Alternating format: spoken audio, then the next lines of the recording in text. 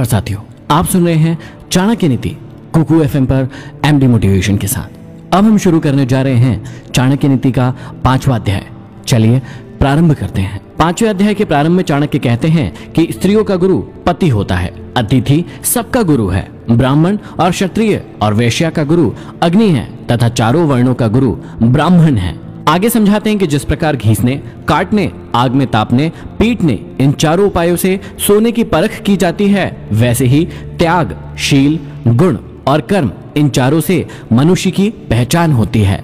भय से तभी तक डरना चाहिए जब तक भय आए नहीं। आए हुए भय को देखकर निशंक होकर प्रहार करना चाहिए, अर्थात उस भय की परवाह कभी नहीं करना चाहिए। एक ही माता के पेट से और एक ही नक्षत्र में जन्म लेने वाली संतान समान गुण और शील वाली नहीं होती है, जैसे बेर के कांटे। सभी बच्चों का स्वभाव अलग अलग होता है, भले ही वे जुड़वा पैदा हो। बेर के पेड़ पर फल भी लगते हैं और कांटे भी। यह ईश्वर की विचित्र लीला है, जिसे समझना सरल नहीं। जिसका जिस वस्तु से लगाव नहीं है, उस वस्तु का वह अधिकारी नहीं है। यदि कोई व्यक्ति सौंदर्य प्रेमी नहीं होता तो श्रृंगार शोभा के प्रति उसकी आसक्ति नहीं होती है। मूर्ख व्यक्ति प्रिय और मधुर वचन नहीं बोल पाता और स्पष्ट वक्ता कभी धोखेबाज या धूर्त या मक्कार नहीं होता है। साफ साफ बोलने वाला कड़वा जरूर होता है, पर वह धोखेबाज नहीं होता है। मूर्खों के पंडित, दरिद्रों के धनी, विधवाओं की सुहागिनें और वैश्याओं की कुलधन रखने वाली पतिव्रता स्त्रियां शत्रु के समान होती है।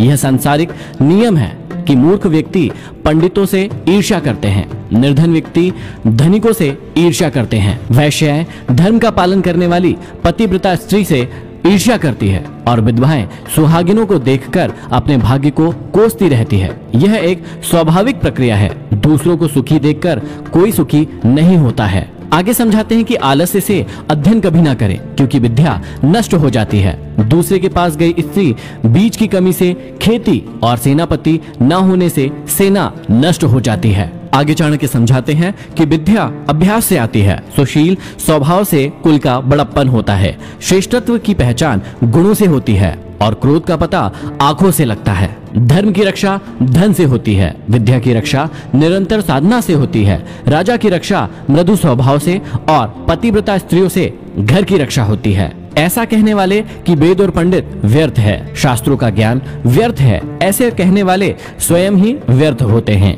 इनकी ईर्ष्या और दुख भी व्यर्थ होता है। वे व्यर्थ में दुखी होते रहते हैं, जबकि वेदों और शास्त्रों का ज्ञान कभी भी व्यर्थ नहीं होता है। आगे कहते हैं कि दरिद्रता का नाश दान से, दुर्गति का नाश शालीनता से, मूर्खता का नाश सद्बुद्धि से और भय का नाश अच्छी भावना से होता है। काम वासना के समान दूसरा कोई रोग नहीं, मोह के समान शत्रु नहीं, क्रोध के समान आग नहीं और ज्ञान से बढ़कर सुख नहीं। मनुष्य अकेला ही जन्म लेता है और अकेला ही मरता है। वह अकेला ही अपने अच्छे और बुरे कर्म को भोगता है। वह अकेला ही नरक में जाता है और परम पद को पाता है। ब्रह्म ज्ञानी की दृष्टि में स्वर्ग तिनके के समान है। शूरवीरों की दृष्टि में जीवन तिनकों के समान है।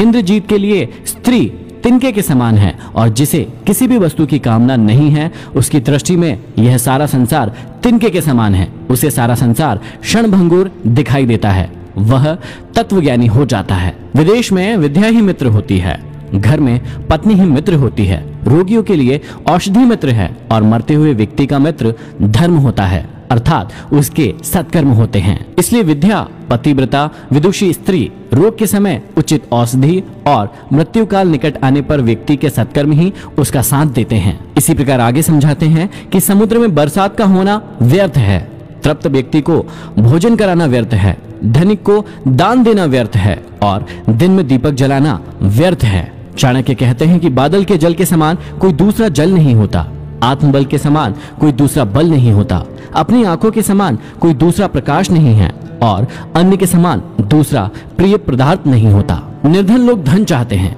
पशु वाणी चाहते हैं, मनुष्य स्वर्ग की इच्छा करता है और देवगण मोक्ष चाहते हैं। संसार में सभी प्राणी किसी न किसी अभाव से ग्रस्त रहते हैं। इस अभाव को मिटाने के लिए वे प्रयत्न करते रहते हैं। प्रायः जिस प्राणी के पास जिस वस्तु का अभाव होता है, वह उसी को पाना चाहता है।